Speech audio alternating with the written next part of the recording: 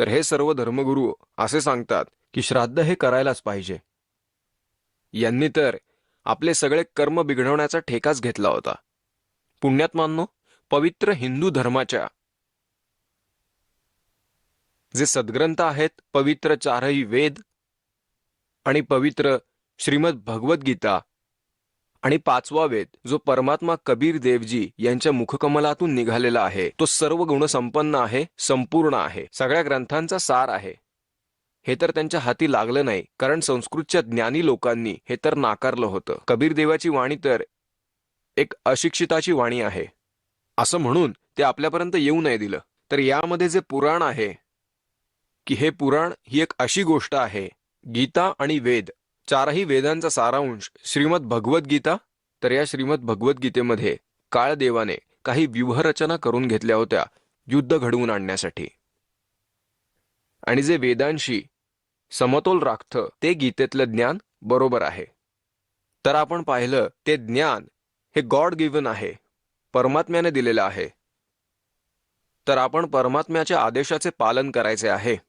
आणि पुराण काय आहे तर ब्रह्माजी यांद्वारे दिलेलं ज्ञान, ब्रह्माजींकडून ऐकलेले हे ज्ञान किंवा दुसऱ्या कुठल्या ऋषींकडून ऐकलेले हे ज्ञान याची सरमिसळ करून पुराण बनवले. आता वेदांमध्ये या श्राद्ध कर्मकांडांचा निषेध आहे आणि गीताजीमध्ये सुद्धा निषेध 9व्या अध्यायातील 25व्या श्लोकामध्ये आणि स्पष्ट केलंय, भूत पूजणारे भूतच बनतील. आता हे बघा, श्रीमद भगवद्गीता, गीता प्रेस गोरखपूरवरून प्रकाशित आहे. अनुवादक आहेत जयदयाल गोयनका. हा आहे अध्याय नंबर 9, श्रीमद भगवद्गीता, श्लोक नंबर 25. देवतांना पूजणारे देवतांना प्राप्त होतील, पितरांना पूजणारे पितरांना प्राप्त होतील, आणि भूतांना पूजणारे भूतांना प्राप्त होतील, आणि माझे पूजन करणारे मला प्राप्त होतील. आता हे श्राद्ध कुठून आलं मग? आता तुम्हाला दाखवतो एक झलक पुराणामध्ये काय लिहिलेलं आहे. एक मार्कंडेय पुराण आहे. एक रुची नावाचे ब्राह्मण होते, ऋषी. त्यांनी वेदांना वाचलं, ऐकलं. ते अत्यंत ज्ञानी पुरुष होते. ते म्हणाले की मनुष्य जीवन हे फक्त मोक्षप्राप्तीसाठी असतं. म्हणूनच ना त्यांनी विवाह केला, ब्रह्मचारी पदावर राहून 40 वर्षांची आयु झाली होती तरी. आणि ते जंगलात वनात राहत होते. काही घर नव्हतं, ना कुठली झोपडी टाकून ठेवली होती. हा विचार करून की मोक्षप्राप्ती करायची आहे आणि असं काय साठवून ठेवायचंय, 2 दिवसांचं तर आयुष्य आहे. तर ते वेदानुसार साधना करत होते, ते रुची ऋषी. आणि त्याचे जे वडील, आजोबा, पणजोबा, खापरपणजोबा, त्यांचा मृत्यू झाला होता. ते भूत बनले होते आणि ते सुद्धा ऋषी होते, ब्राह्मण होते. यांनी सुद्धा हे कर्मकांड केले होते, करवून घेतले होते. मग ते भूतच होणार. तर ते चौघही दिसून आले आणि ते म्हणाले की मुला, की तू विवाह का नाही केलास?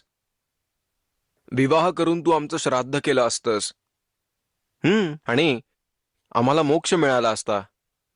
तर मग रुची म्हणायला लागला की पितामहो, वेदांमध्ये तर याला मनाई केलेली आहे. हे श्राद्ध वगैरे करणे, ही सगळे कर्मकांड करणे, ही तर मूर्खांची कामं आहेत. आणि ते पित्र सुद्धा म्हणतात की मुला, आहे तर हे असंच आहे, याच्यात कुठला संदेह नाही, मिथ्य नाही, हे तर खरे आहे. परंतु आमचं काय होणार? भोगा तुमच्या कर्माची फळं, तुम्ही तुमचं बघून घ्या. तुम्ही मेलात आणि तुमच्या मुलाला मारण्याची तयारी करताय. हे बघा, मार्कंडेय पुराण, गीता प्रेस गोरखपूरवरून प्रकाशित आहे. गीता प्रेस गोरखपूरवरून प्रकाशित आहे. आता 242व्या पानावरती संक्षिप्त मार्कंडेय पुराण, रौच्य मनुची उत्पत्ती कथा. मार्कंडेयजी म्हणतात, हे ब्रह्मण, पूर्वीच्या काळची गोष्ट आहे. प्रजापती रुची ममता आणि अहंकाराशिवाय या पृथ्वीवरती राहत होते. त्यांना कोणापासूनही भय नव्हते. ते खूप कमी निद्रा घेत होते. ना त्यांनी अग्नीची स्थापना केली होती आणि ना की स्वतःसाठी घर बनवून ठेवलं होतं. ते एकाच वेळी भोजन करत आणि आश्रमाविना राहत होते. त्यांना सर्व प्रकारच्या आसक्तींशिवाय तसेच मुनिवृत्तीसारखे राहते बघून त्यांच्या पित्रांनी त्यांना विचारले.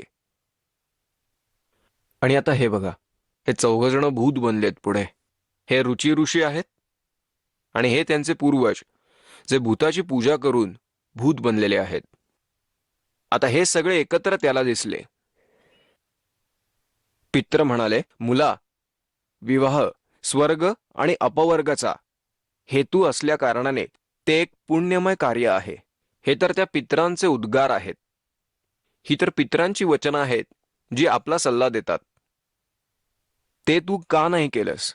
गृहस्थ पुरुष सर्व देवता, पित्र, ऋषी आणि अतिथींची पूजा करून पुण्यमय लोकाला प्राप्त करतो. ते स्वाहाच्या उच्चाराने देवतांना, स्वधा शब्दाने पित्रांना, तसेच अन्नदान, बली, वैश्वदेव इत्यादींना भूत आणि इतर प्राणी तसेच अतिथींना त्यांचा भाग समर्पित करतात. मुला, आम्ही असे मानतो की गृहस्थ आश्रम स्वीकार न केल्याने तुला या जीवनामध्ये दुःख, क्लेश सोसावं लागेल आणि मृत्यूच्या नंतर दुसऱ्या जन्मामध्ये सुद्धा दुःख सोसावं लागेल. रुची म्हणाला, पितृगण, परिग्रह हे अत्यंत दुःखाचे व पापाचे कारण असते. तसेच त्यामुळे मनुष्याची अधोगती होते. हाच विचार करून मी पहिले स्त्री संग्रह केला नाही. आता इथे बघा, पित्र म्हणाले, मुला, जितेंद्रिय होऊन आत्म्याचे प्रक्षालन करणे उचितच आहे, परंतु तू ज्या मार्गावर चालत आहेस तो मोक्षाचा मार्ग आहे. आता सांगा, याला तर वाईट मार्ग मानलेला आहे आणि सांगत आहेत की तुम्ही ज्या मार्गावरती चालत आहात तो मोक्ष मार्ग आहे. आता आम्ही सांगू पित्र बनायचा मार्ग काय आहे तो. रुचीने विचारले, पितामहो, वेदांमध्ये कर्ममार्गाला अविद्या म्हटले गेलेले आहे. जो सल्ला तुम्ही देताय की श्राद्ध करा, विधी करा, ही सगळी कर्मकांड करा, हा तर मूर्खांचा सल्ला आहे. मग तुम्ही मला का त्या मार्गास जाण्यास भाग पाडत आहात? पित्र म्हणाले की हे सत्य आहे की कर्माला अविद्या असे म्हटले गेलेले आहे. यावर संदेह करायचं काहीच कारण नाही. मग काय तुझं शिर उरलं आता? आता काय राहिलं? आता हे आपल्या पुराणांमध्ये सांगितलेलं आहे. आता या गोष्टीला पित्र सुद्धा मानतात की तुम्ही जी साधना करत आहात तो मोक्ष मार्ग आहे आणि हे तुम्हाला अजून सल्ले देत आहेत की विवाह कर, भूतांचं पूजन कर, कर्मकांड कर. अरे हा तर नरक मार्ग आहे. आणि तुम्ही सुद्धा मानता की तुम्ही जो मार्ग बनवताय तो मोक्षाचा मार्ग आहे. आणि रुची म्हणतो की वेदांमध्ये तर याला मान्यता दिलेली नाहीये की भूतांचं पूजन करणं, श्राद्ध करणं, कर्मकांड करणं. आणि पित्र याचा स्वीकारही करत आहेत, याच्यात काही संदेह नाही, यात काही खोटं नाही. आता त्यानंतर हे बकवास करत आहेत की हे कर, ते कर, पित्र हे देतात, पित्र पुत्र देतात, कर्मकांड कर. आता हे काय देणार आहेत? मूर्ख बनवून ठेवलंय सगळ्यांना. एक छोटीशी झलक दाखवतो तुम्हाला. आता याच मार्कंडेय पुराणात लिहून ठेवलंय. आता यांनी कुठून घेतलेत श्राद्धाचे दाखले काय माहिती. एक मंदालसा नावाची स्त्री होती. तिने तिच्या मुलाला शिक्षण दिलं आणि ते हे घेत आहेत. मार्कंडेय पुराणात हेच सांगितलेलं आहे. मी हेच आपल्याला सांगत आहे. 81 पानावरून थोडंसं घेऊयात. मंदालसा म्हणते, महाराज, ही मंदालसा इथे ज्ञान देत येत आहे. हे 82 पानावर संक्षिप्त मार्कंडेय पुराण इथे बघा.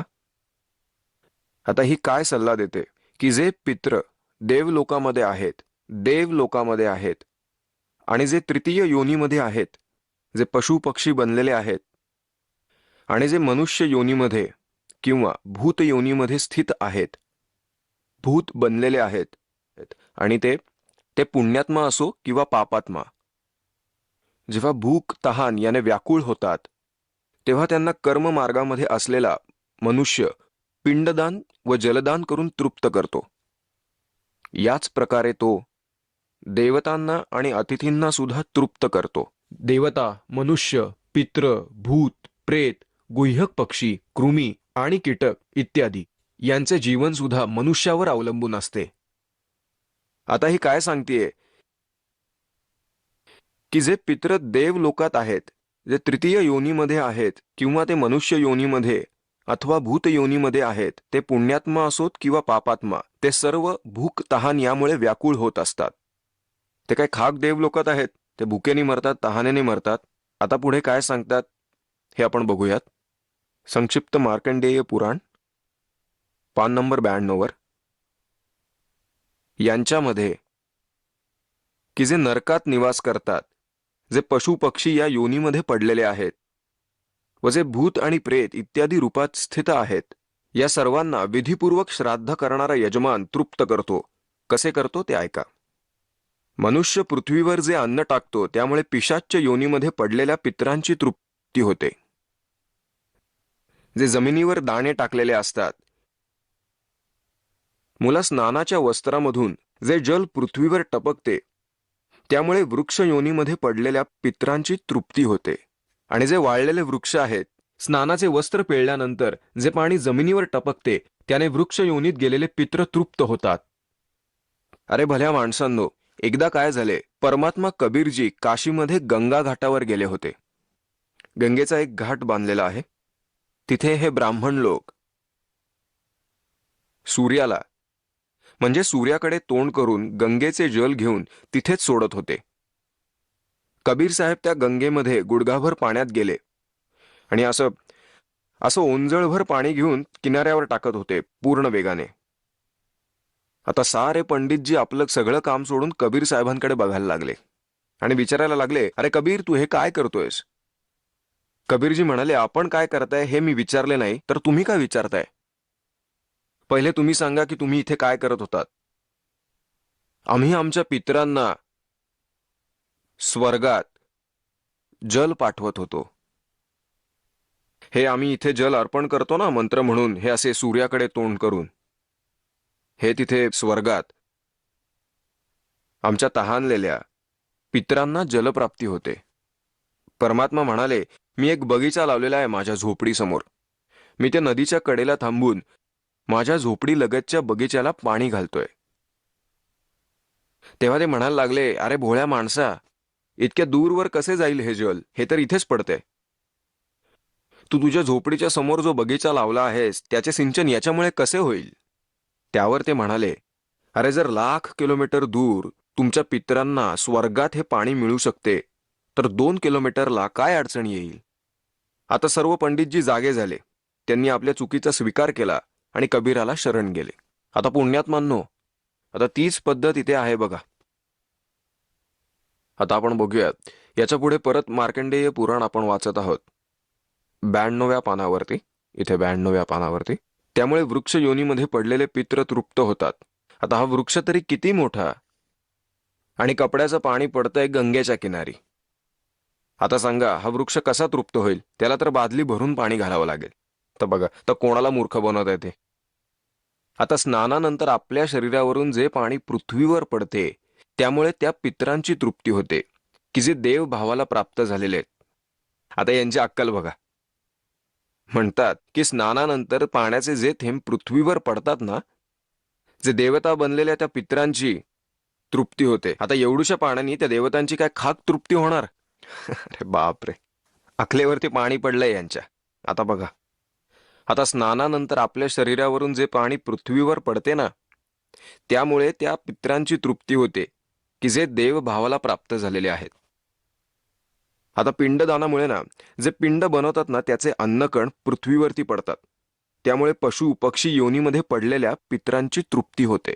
आता सांगा, आता कोणी पशु योनीमध्ये म्हैस बनलेली असेल, कोणी माई किंवा दादाजी, ताई, काकी, कोणी असो, आणि ते कण पृथ्वीवरती कुठेतरी पडलेले असणार. आता म्हैस ते घमेलभर चारा खाणारी त्या एका कणाचे काय करणार? हे तुझे गजबच आहे बाबा. बघा कसे मूर्ख बनवत आहेत ते. वंशामध्ये जे बालक श्राद्ध कर्मास योग्य असून सुद्धा या कर्मापासून वंचित राहतात, म्हणजे बालवयात मृत्यू होतात पण त्यांचे श्राद्ध होत नाहीत. ते दान केलेले अन्न व समार्जन केलेले जल ग्रहण करतात.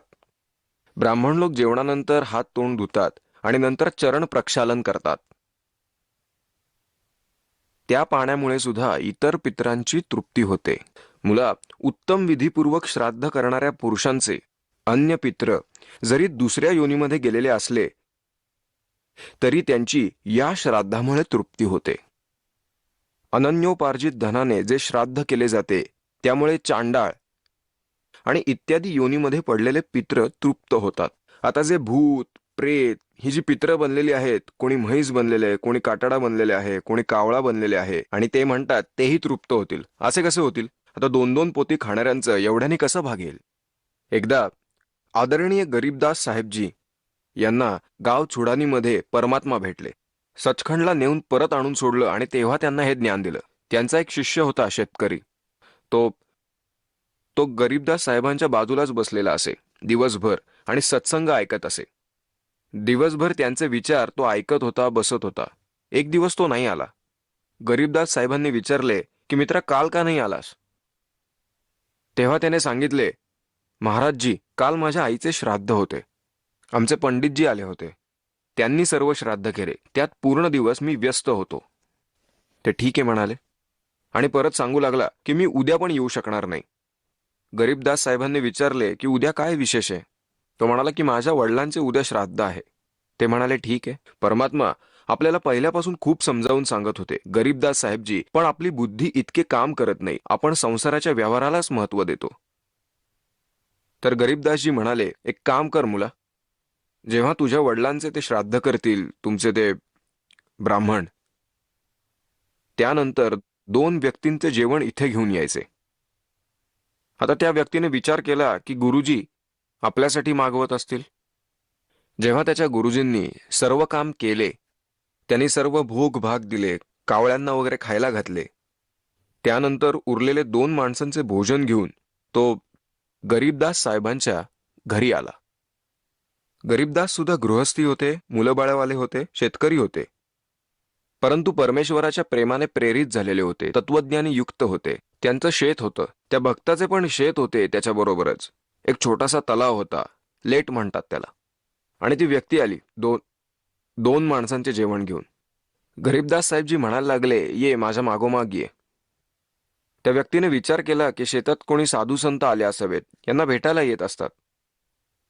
तिथे जाऊन त्या व्यक्तीने त्या लेटापासून, त्या जोहाडापासून 1 किलोमीटर दूर शेतामध्ये जे तलाव होते छोटे छोटे पशुपक्ष्यांच्या पाणी पिण्यासाठी, त्यामध्ये पाणी साठवले होते. तर त्याच्या चारही बाजूला पशुपक्ष्यांची गर्दी होत असे. तिथे काटेदार झुडपांची दाटी झालेली होती. तिथून 200 फुटाच्या दूरवर गरीबदास बसले आणि त्या व्यक्तीला पण बसवून घेतले आणि तिथे म्हणले, त्यांच्या आई वडिलांचे नाव घेतले आणि त्यांना म्हटले की या तुमचा मुलगा भोजन घेऊन आलाय. त्या झाडाझुडपातून एक गिधाड व एक गिधाडी बाहेर आले आणि तिथे येऊन उभे राहिले. ही सर्व लीला होती गरीबदास साहेबांची. आणि सांगितले, मुला, हे तुझे आई आणि वडील, तुझे पिताजी, यांना खाऊ घाल. त्याने भोजन ठेवले. त्यांनी ते भोजन 1 मिनिटात फटाफट खाऊन घेतले आणि लगेच खाऊन उडून गेले. गरीबदासजी म्हणाले की तुमचे गुरुजी काय म्हणत होते की एका दिवसाचे भोजन खाऊ घातल्यावर 1 वर्षभर तुझे वडील, तुझे पित्र कोणत्याही योनीत असोत तृप्त राहतील. आता ती व्यक्ती म्हणायला लागली, हे खरंच म्हणतायत, हे दोघं भुक्यानी मरत होते, हे सगळं खाऊन गेले आणि मी भोग लावत राहिलो. त्या दिवसापासून कान पकडले. खड्ड्यात जाऊ दे सगळं, हे तर सर्व बकवास आहे.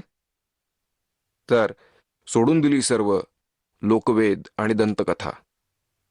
मनमाना आचरण त्या प्रिय आत्म्याने.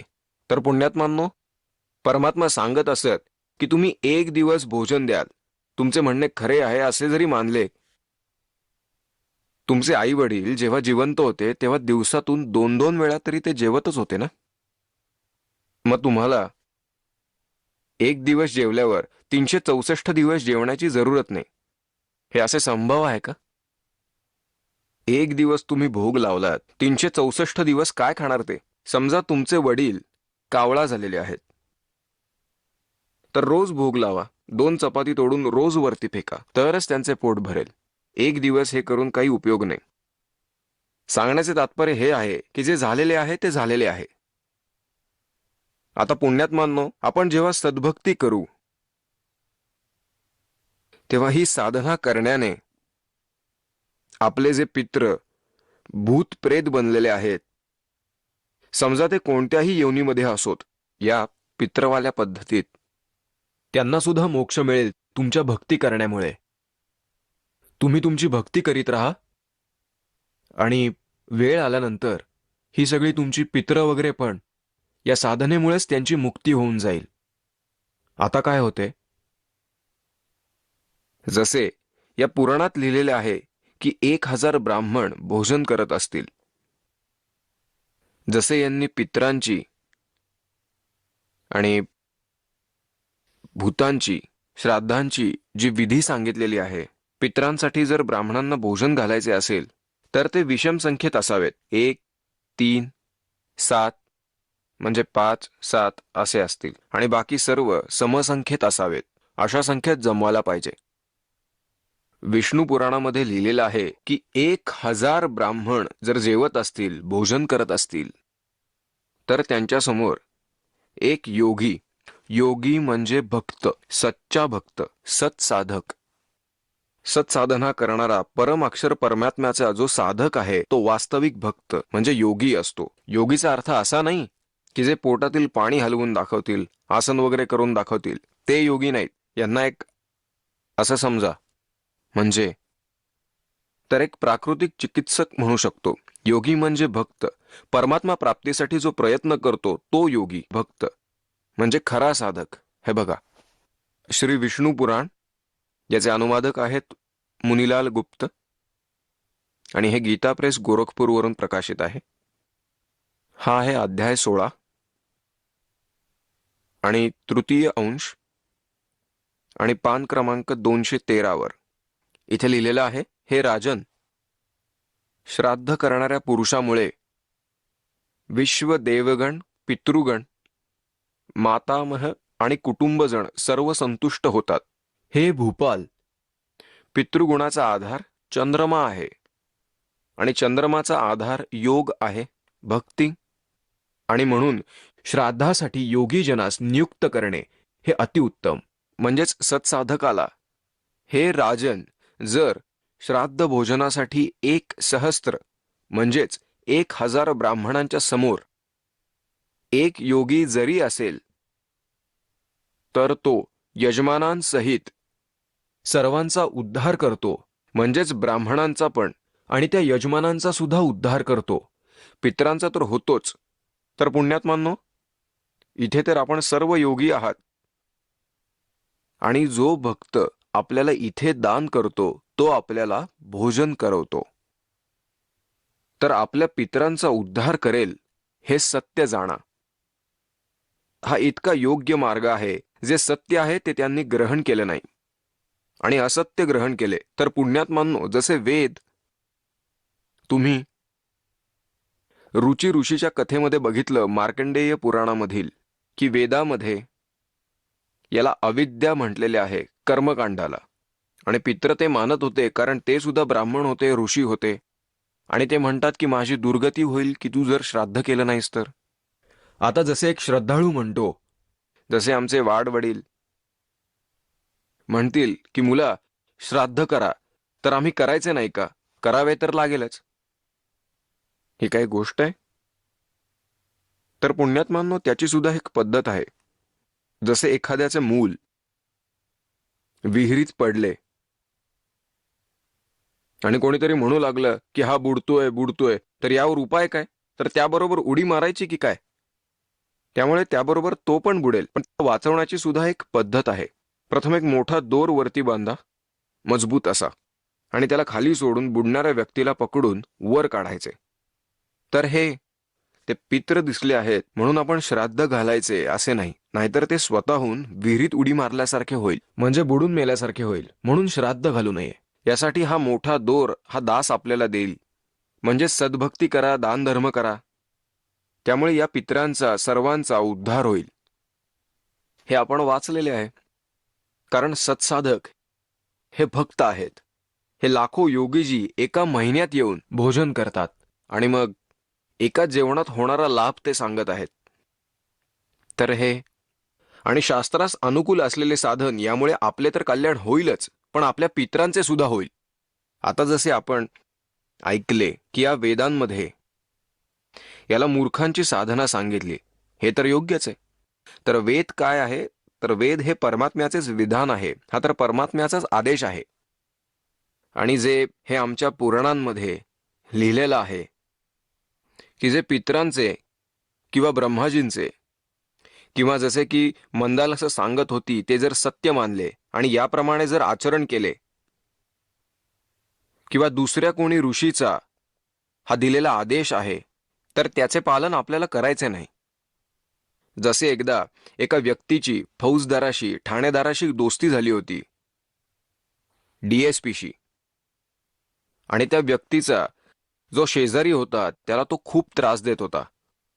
त्याने आपल्या मित्राला फौजदाराला सांगितले की एक असा माझा एक शेजारी आहे की जो माझ्या घराच्या शेजारीच राहतो, तो मला खूप त्रास देतो. त्याला खूप समजावून सांगितले, पंचायतीत तक्रार पण केली, तो ऐकत नाही. आता मी काय करू?